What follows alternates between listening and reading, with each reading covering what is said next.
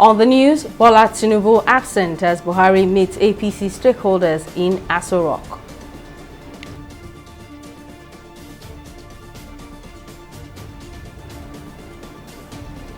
President Muhammadu Buhari says elections in Anambra, Ekiti and Osun states testament to his commitment to credible polls.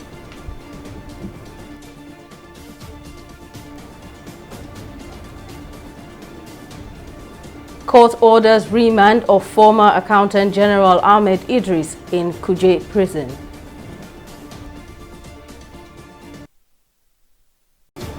Many thanks for joining us on News Now. I am Simisola Adigun.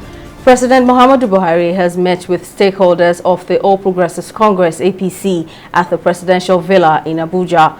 The meeting had in attendance the national chairman of the party, Abdullahi Adamu, Senate President Ahmed Lawan, Deputy Speaker, House of Representatives Idris Wase, and presidential running mate of the party, Kashim Shettima, and other top officials of the APC. However, none of the state governors in the southwest region elected on the party's platform, as well as the Speaker of the House of Representatives, was present as of the time the president arrived at the chamber. Also, the presidential candidate of the party, Bola Tinubu, was absent.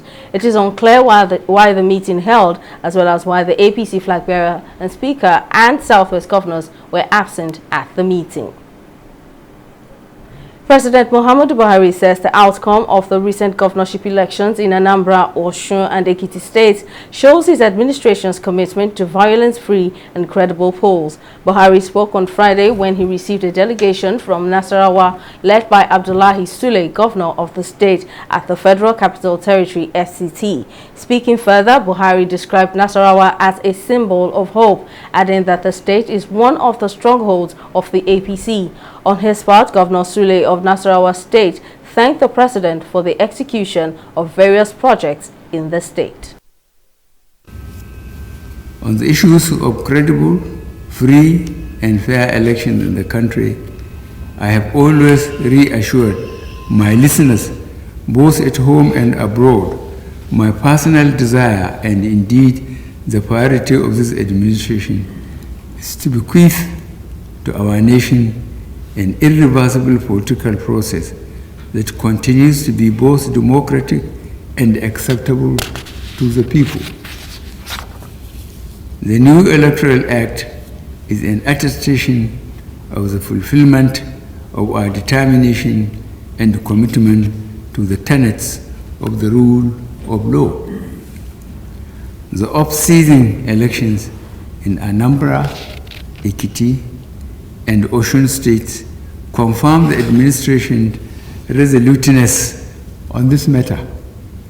The forthcoming general elections will provide us with the opportunity to convince the electorate on the need for continuity to enable our party to consolidate on our achievements in the last 7 years. Here specifically to appreciate the benevolence of your administration and your personal indulgence for approving the takeover of the Lafia Airport. By this approval, Your Excellency, we can now see our airport being properly utilized, not only as the cargo airport that was originally meant for, but as a commercial and, more importantly, a security airport. A federal high court in Abuja has ordered the remand of former Accountant General of the Federation, Ahmed Idris, and 3 other defendants in the Kuje Correctional Facility. Idris and his co-defendants were arraigned before Justice Adeyemi Ajayi on Friday following charges of stealing and criminal breach of trust to the tune of 109.4 billion naira. The former AGF and his fellow respondents, Olusegun Akindele, Mohammed Usman, and Gezawa Commodity Market and Exchange Limited, earlier pleaded not guilty to the 14-count charge leveled against them by the EFCC.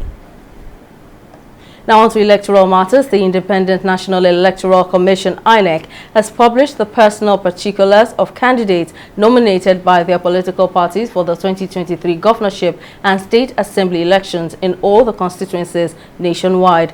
The chairman of the commission, Mahmoud Yakubu, made this known at the swearing-in of a new resident electoral commission Hail Longpet on Thursday at the Commission's headquarters in Abuja. Yakubu urged Nigerians to scrutinize the particulars and seek judicial remedy for any observed violation of the law. The INEC chairman also decried the high number of pre-election litigation cases in the country, saying that so far INEC has been joined as respondents in 334 cases on the 2023 pre-election matters across the country.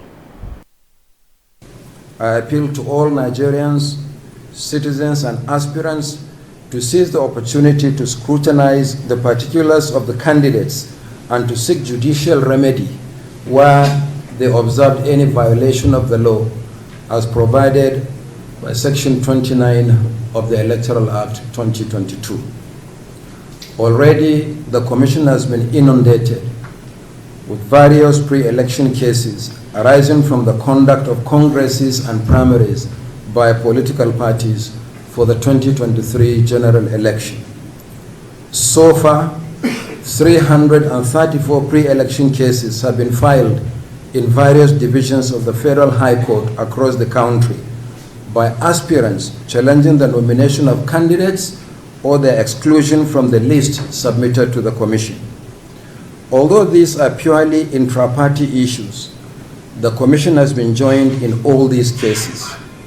With the publication tomorrow of the personal particulars of the candidates for governorship, deputy governorship, and state assembly elections, we expect the number of cases to rise even higher. As I take this role and responsibilities, I promise to work diligently in line with the oath of office I have taken. Also with the advice that the chairman has just given me. I hope and I've been assured that I can always call on you at all times to put me through, to guide me through the tortuous road to the various elections that will be happening in 2023. The House of Representatives has asked the Bureau of Public Enterprises (BPE) to hold the sale of 5 power plants belonging to the Niger Delta Power Holding Company. The power plants are located in Calabar, Cross River State, Ihobo in Edo State, as well as Olorushogo, Omotosho, and Geregu in Kogi State. The decision to hold the sales followed a motion of urgent public importance moved by the chairman of the House of Committee on Power, Magaji Aliyu, on Thursday.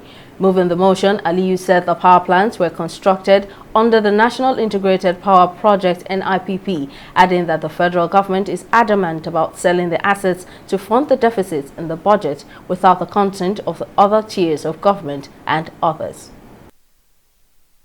Recall that in 2023, the same attempt was made to sell these power plants, and in the investigation conducted during the 2021 resolved that these power plants are not to be sold. Further recall the attention of the Board of Directors at its 46th meeting on 23rd April 2020 to withdraw the approval of NCC date 21st April 2020 to proceed with sales of the 5 power plants was discussed. The federal government budget, to fund the federal government budget deficit given the negative impact of COVID on the nation's economy, although the assets under consideration do not belong exclusively to the federal government, but to the 3 tiers of government. Ordered that the federal government insists to proceed with the sale of this asset, despite the fact that consent of the other shareholders, state and local government, the appropriate legal framework and policy to apply relating to the procedure of the disposal of this asset by the federal government and agency, given the joint shareholding of the state and local government, have not been resolved. The Minister of the Federal Capital Territory, Mohammed Bello, has said that the 21.209 billion naira is needed to complete the rehabilitation of the National Assembly complex. Bello disclosed this on Thursday during an oversight tour of some projects by the Senate Committee on FCT. He said the contract, which was awarded on December 30, 2021 for 16 months, has a contract sum of 30.2 billion naira, while the amount paid was 9.2 billion naira. He listed other priority projects embarked upon by the administration to include the rehabilitation of the Federal Secretariat complex and the construction of Southern Park.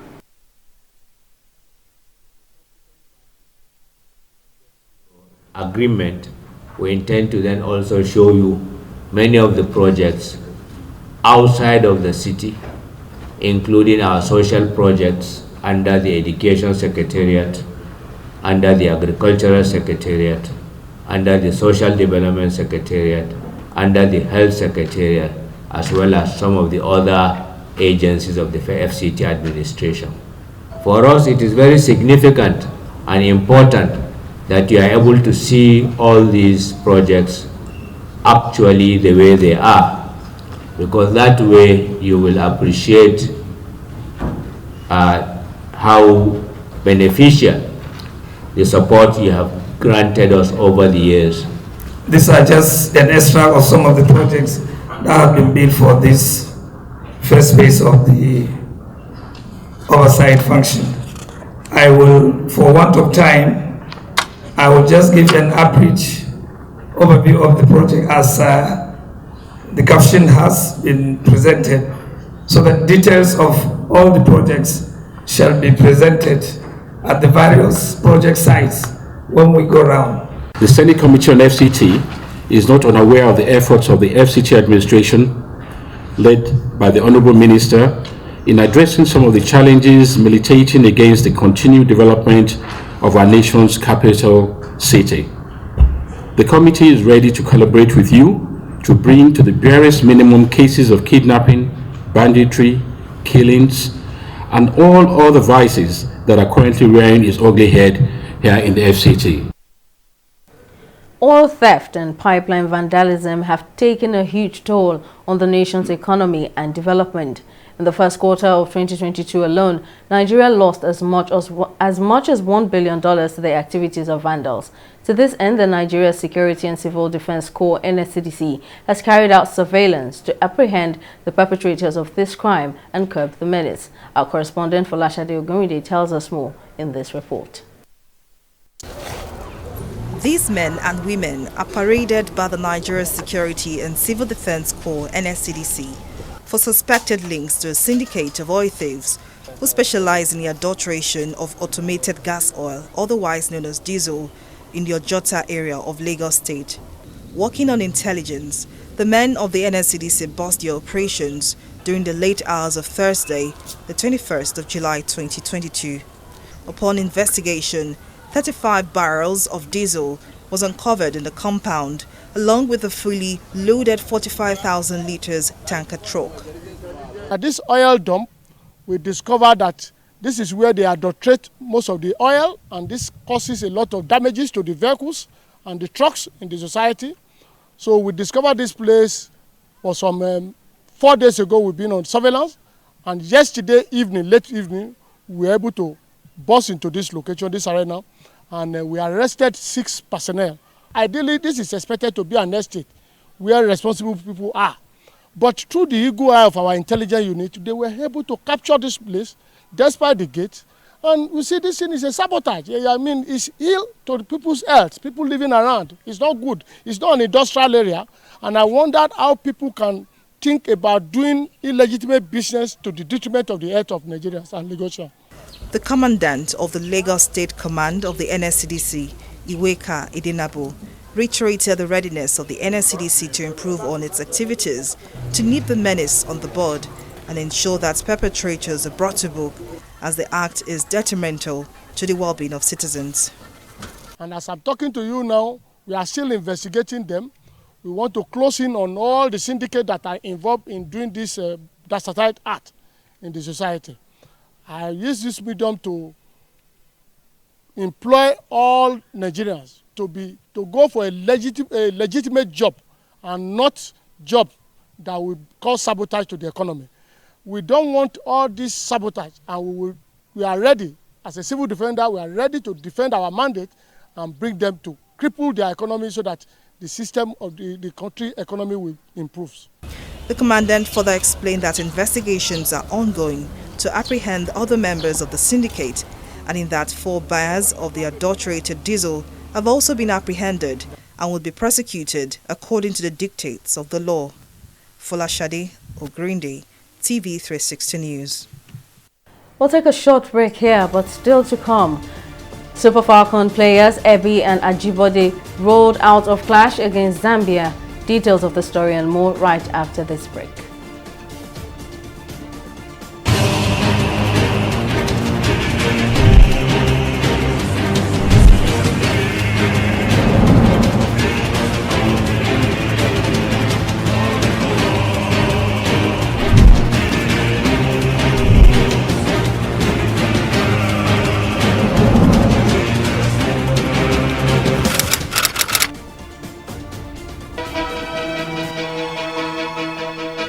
Opinions are free, facts are sacred, but truth is universal.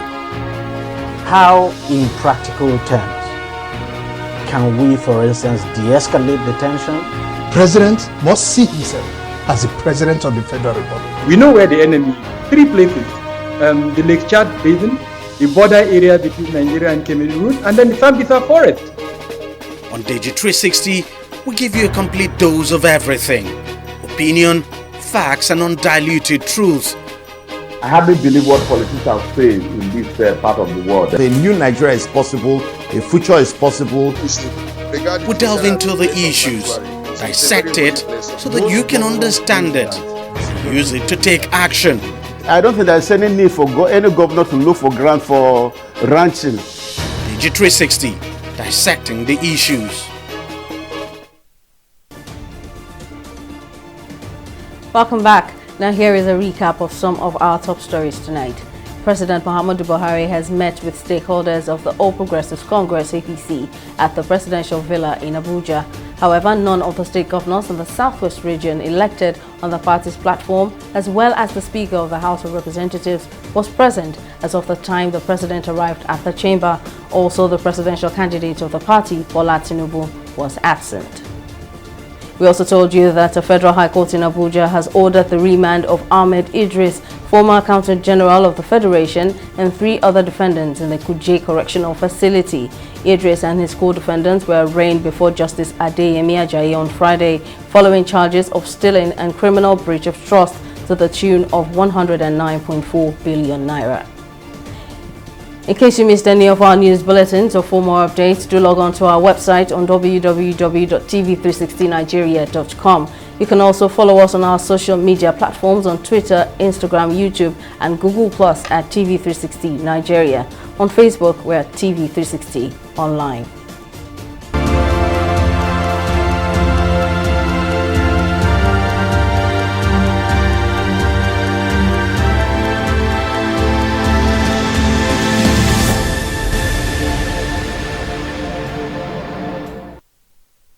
Now on to COVID updates. The Minister of State for Industry, Trade and Investment, Mariam Katagum, has urged Nigerian pharmaceutical companies to utilize the licensing provision of the TRIPS waivers agreement for COVID-19 to establish vaccine production plants in the country.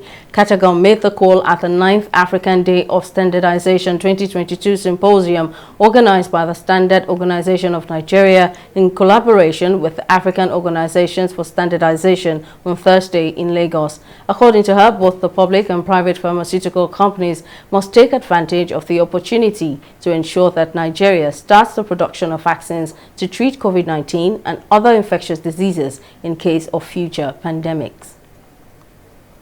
Amid growing concerns over highly contagious Omicron subvariants spreading around the United States, officials from the Center for Disease Control and Prevention, CDC, have approved the use of Novavax COVID-19 vaccine for people 18 years and older, making it the 4th COVID-19 vaccine now available to the American public.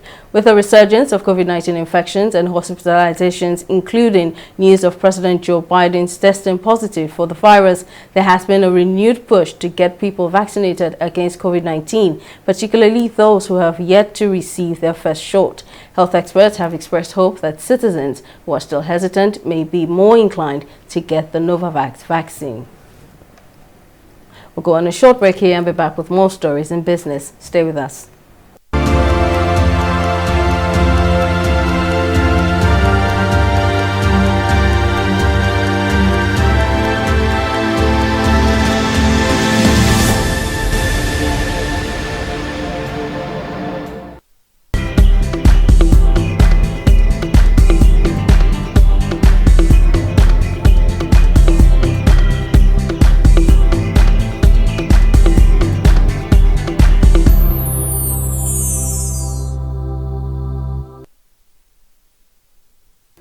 Welcome back. Mary Kanu is on standby with an update in business. Mary, over to you now. Well, many thanks, Semisola. Welcome to Business News. The Manufacturers Association of Nigeria has warned that more companies may soon close down if the trend in infrastructural decay, high cost of production and tight policies are not checked immediately.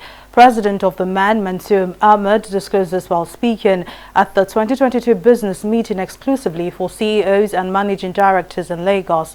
Represented by the National Vice President of MAN Lagos Zone, Ahmed says the cost of diesel has gone beyond the reach of manufacturers and the attendant effects in production may force surviving industries to look elsewhere. If you are producing and you have no raw material for 1 month, and you want to keep your work staff, where do you get the money, the income to pay them? That is why they are shutting down, because they have no raw material to produce. And the factory cannot continuously be running, so the best bet is to shut down. Some are shutting down for 2 months, 1 month, 2 months, and they come back again. But it's going to get a situation where some are going to shut down for maybe 1 year, as things are going now, and it is very, very pathetic. It's talking about sustainability, and except a business is sustainable, it will not last. It could just survive for a while, and for it to live long term, okay, over generations, the operations will have to must be sustainable. Adopting sustainable manufacturing principles. They need to look inwards and see how to improve operating efficiency. With regards to raw material sourcing, they need to look at how to be less dependent on foreign imports. They need to look at how to source locally.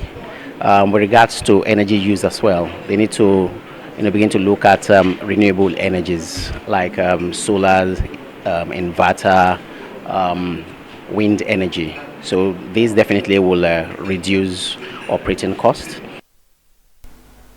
The Senate has confirmed Umar Yahaya as co-chairman of the Governing Council of Unclaimed Funds Trust Fund. Yahaya's confirmation followed consideration of a report by the Committee on Banking, Insurance and Other Financial Institutions. Chairman of the committee, Senator Uba Sani, in his presentation said Yahaya's appointment was in accordance with the provisions of Section 77, subsection 5 of the Finance Act of 2020. The lawmaker revealed that the committee did not receive any petition against Yahaya, adding that he was cleared by the Nigeria Police Force, Department of State Services and possessed the Code of Conduct acknowledgement slip. The nominee possesses the academic qualification, technical knowledge and professional experience to be appointed co-chairman of the Governing Council of the Unclaimed Funds Trust Fund. Recommendation. The Committee on Banking, Insurance and Other Financial Institutions, having screened the nominee and been satisfied with his experience, suitability, and academic qualifications, hereby recommends that the Senate do confirm the nomination of Umar Yahaya as co-chairman of the Governing Council of Unclaimed Funds Trust Fund. Will the Senate confirm the nomination of Umar Yahaya for appointment as co-chairman of the Governing Council of Unclaimed Funds? Those in favor say aye. Those against say nay. The ayes have it. The nomination of Umar Yahaya is hereby confirmed as co-chairman of the Governing Council of Unclaimed Funds. Congratulations to him. We'll take a break here and return with a review of the stock market. To stay with us.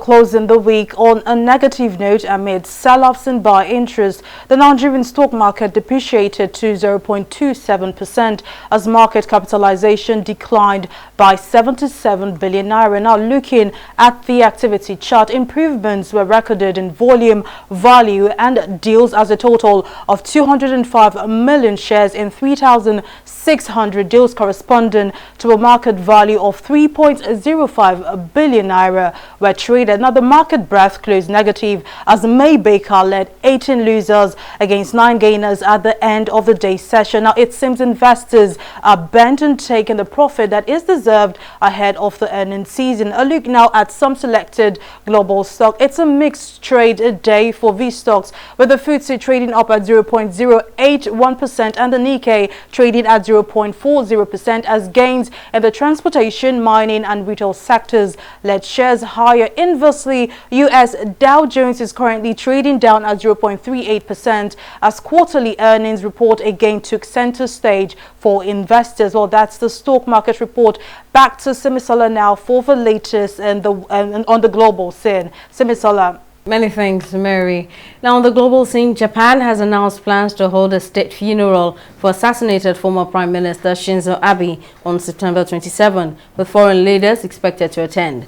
Abe was shot while delivering a campaign speech in the western city of Nara 2 days before the July 10 upper house elections. His accused killer, a former member of the Japan Maritime Self-Defense Force, reportedly targeted Abe because he believed the former leader was linked to the Unification Church. The September ceremony will be the second state funeral for former Prime Minister in post-war Japan after that of Shigeru Yoshida, who left the country following World War II. It's now time for Entertainment Report.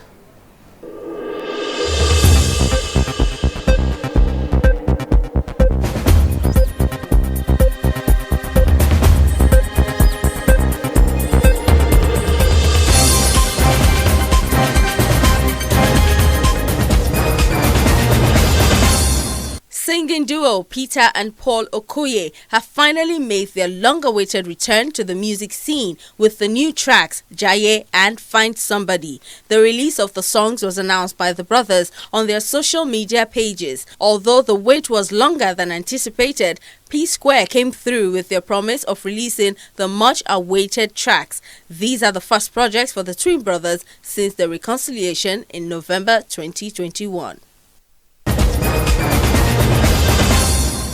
Amid allegations of sex for roles, controversial actor Yomi Fabiyi has once again come on social media to address his relationship with actress Adebimpe Adedimeji. In a lengthy note posted online, Fabiyi mentioned that nobody had introduced Bimpe to him before he decided to help her succeed in the movie industry. He further claimed that he wished her well, so he attached no conditions and she attended no auditions. The actor ended his lengthy note by calling Bimpe desperate, and he advised her to be patient and grateful. And that's all there is on the entertainment segment of News Now.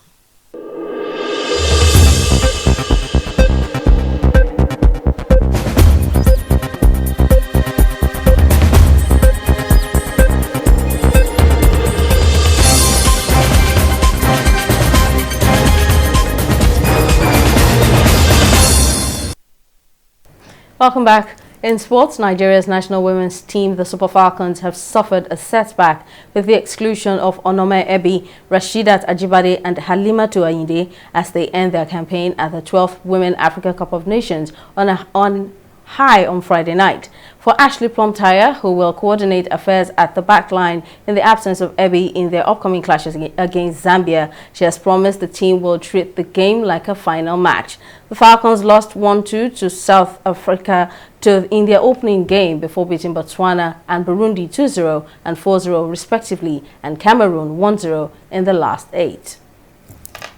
Well, that's the size of our bulletin. Many thanks for watching. I'm Simisola Adigun.